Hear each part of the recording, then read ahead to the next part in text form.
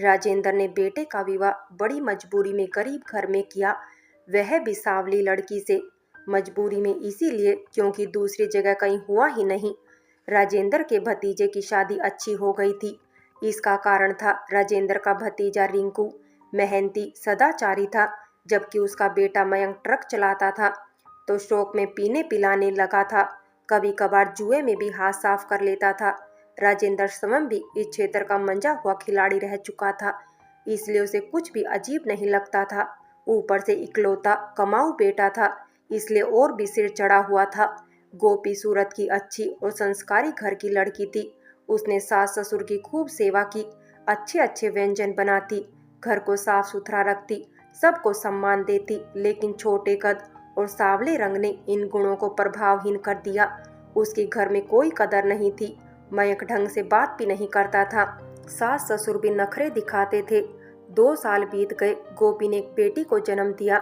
अब तक मयंक उससे बिल्कुल उकता चुका था, क्योंकि इस समय वह अपनी चचेरी भाभी पूनम के रूप चाल में उलझ गया था। रिंकू की पत्नी 2 बच्चों की मां होकर भी अनगिनत सुंदरी थी। मयंक ट्रक लेकर वापस आता तो एक से एक दामी उपहारों से पूनम का घर भर देता। बच्चों के लिए खिलौने और पूनम के लिए अच्छे अच्छे कपड़े साड़ी। सौहार्द की सीमा टूटी तो मोहल्ले वालों को दाल में काला लगा। कहते हैं इश्क और मुश्क छुपाए नहीं छुपता। रिंकू दिन भर खेती के काम में उलझा थका हारा शाम को घर लौटता तो उसे रास्ते में ही किस्से सुनने को मिलते। पूनम से पूछता तो मुकर जाती। वह रिंकू को छोड़ सकती थी मगर मयंक को नहीं। खेती में इतने रुपयों का खर्च नहीं हो सकता। मयंक ने रूप को परास्त करने के लिए रुपयों को ही तो हथियार बनाया था। पूनम से प्रेम लीला करने के कारण उसे अब गोपी और भी ज्यादा मनहूस लगने लगी थी। एक दिन उसने गोपी को घर से निकाल दिया। खबर लगने पर गोपी के गरीब माँ बाप आए और सभी के पैर पकड़कर गिड़गिड़ाए कि गोपी को घर में ही रहने दो, तुम्हारे बर्तन धोएगी, नौकरानी ही बनाकर रख लेना, चाहे जो करना, हम कभी कुछ कहने नहीं आएंगे। पड़ोसी और गांव के लोग भी सिफारिश करने आए, पर उन्होंने किसी की नहीं मानी। और मानते भी क्यों, इस समय वे इन गरीब माँ बाप के सामने शहंशाह थे। आखिरकार रोते कलपते अपनी बेटी गोपी और उसकी बेटी दोनों को ले गए। अब मयंक और पूनम रिंकू को दरकिनार कर पति पत्नी की तरह रहने लगे थे। बदनामी की पराकाष्ठा हो चुकी थी, इसलिए रिंकू ने पूनम को छोड़ दिया। राजेंद्र और उसकी पत्नी अनीता ने नैतिकता की हदें पार करते हुए पूनम और उसकी दोनों बेटियों को अपना लिया। इस कार्य की समाज में बहुत निंदा हुई तो मयंक पास के शहर में किराए का मकान लेकर रहने लगा। लड़कियां इंग्लिश मीडियम स्कूल में पढ़ने लगी। पूनम बड़ी ठाठ बाट से रहने लगी। आसपास किसी को कुछ भी पता नहीं था, पर किसी के सुख संसार में आग लगाकर कोई सुखी रह पाया है भला। विधाता ने पूनम की सजा तय कर दी थी। मयंक के सिर से इश्क का भूत अब तक उतरने लगा था। कहाँ तो वह पड़े पड़े गोपी से सेवा करवाता था और कहाँ 2-2 बच्चों की परवरिश और पूनम के नाज नखरे। अब वह रोज शराब पीता और अपने ड्राइवर दोस्तों को बुलाकर जुआ भी खेलता। काम पर भी कभी कभार जाता था। धीरे धीरे वह घर का सामान बेचने लगा। जिस चमक दमक के लिए पूनम अपनी सुखी गृहस्थी को ठोकर मार कर आई थी, उसी को जब वह बेचने पर उतारू हो गया तो वह जहरीली नागिन की तरफ फुफकार उठी कि तुम कुछ नहीं बेच सकते हो। मयंक ने उसकी खूब पिटाई की। क्या अपने साथ लाई थी, सामान मेरा है। पूनम ने अपनी दोनों बच्चों की सौगंध खाकर कहा, अगर तुम्हें जहर देकर न मार डाला तो कहना। जब अपने देवता सरीखे पति को छोड़ दिया तो तुम कौन सी चीज हो। बात में वजन था। वह पूनम को छोड़कर घर भाग आया। अब पूनम के पास कोई सहारा नहीं था। मायके में सब ने उसे किनारा कर लिया था। उसकी मौसी के कोई नहीं था, इसलिए उसने उसे सहारा दिया। मौसी उसको अपने घर ले गई। अब राजेंद्र का दुलारा फिर से कंवारा रह गया। अनीता देवी को भी अपने कर्मों की सजा मिली।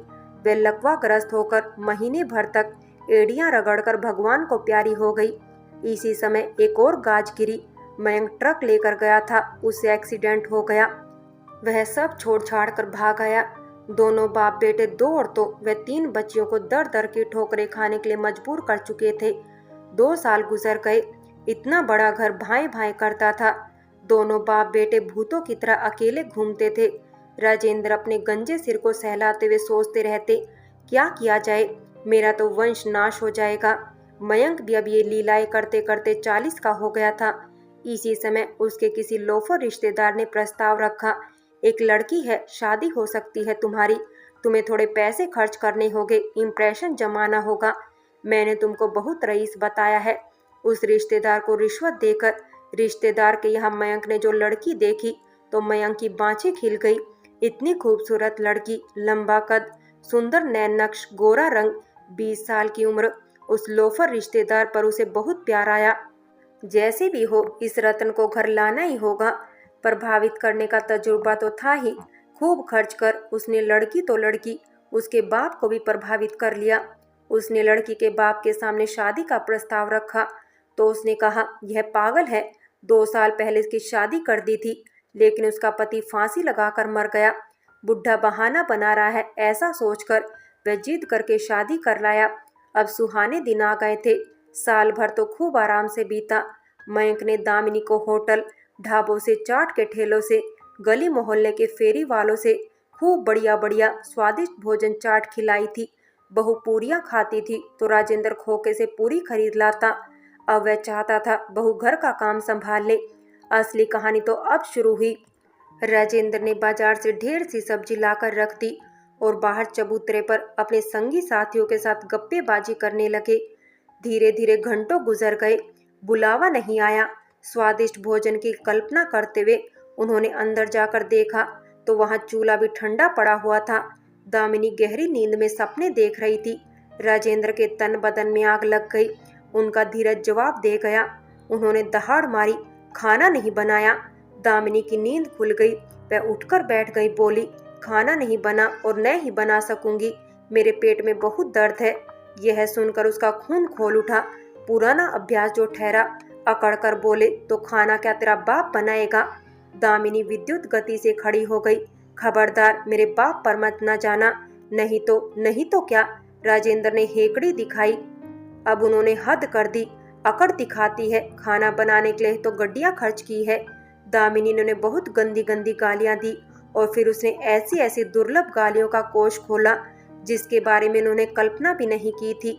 ऐसी शब्दावली कानों में पड़ते ही राजेंद्र के बूढ़े साथी दरवाजे से लपकने लगे थे। हंसी के कारण उठी खांसी रोकते, कफ खंगारते, हो करके मुंह दबाकर हंस रहे थे। पहली पहली बार की बात थी। राजेंद्र को बहुत अपमान लगा। तब तक मौके पर देवदूत के समान संकट मोचन मयंक भी आ गया। राजेंद्र चित्कार कर उठे, देख मयंक, ये सुश्री क्या कहती है। पूरी बात मालूम होते ही मयंक क्रुद्ध होकर वीर योद्धा की भांति अपराधिनी को दंड देने लाठी लेकर बढ़ा। राजेंद्र के बुजुर्ग साथी दिल थामकर, सांस रोककर अगले रोमांचक क्षण की प्रतीक्षा कर रहे थे और ऊपरी मन से चिल्ला रहे थे, हे, रुको, मारना मत।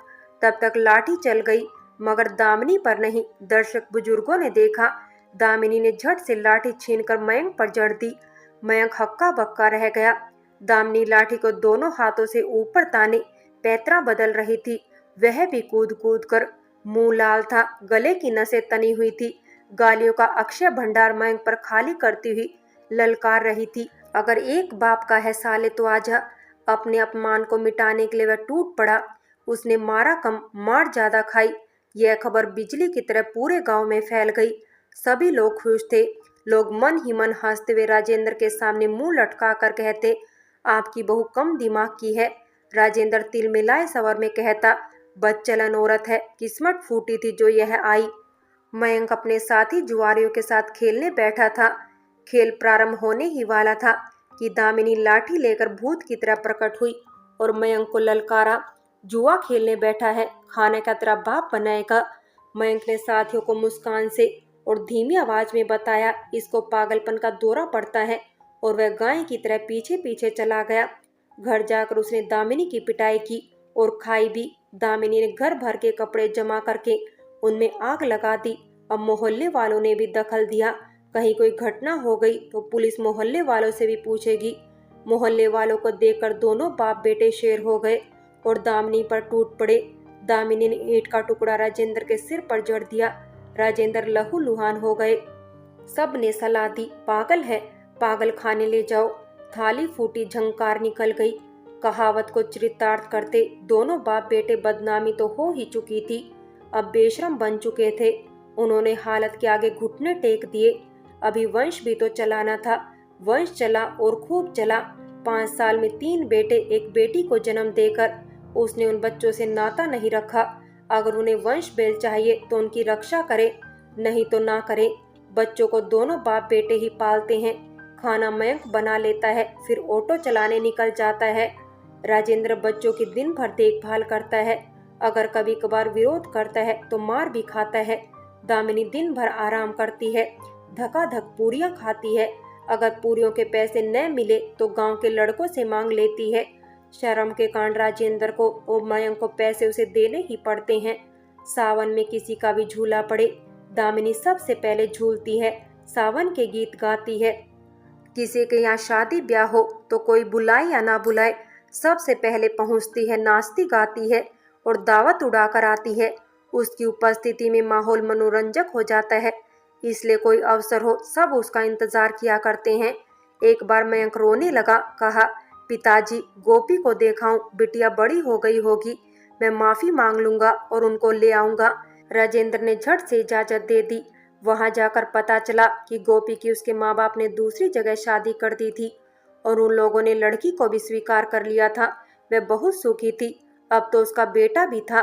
पूनम ने प्रायश्चित करके अपना घर संभाल लिया था। लड़कियां पढ़ रही थी और उसकी आंगनबाड़ी में नौकरी लग गई थी।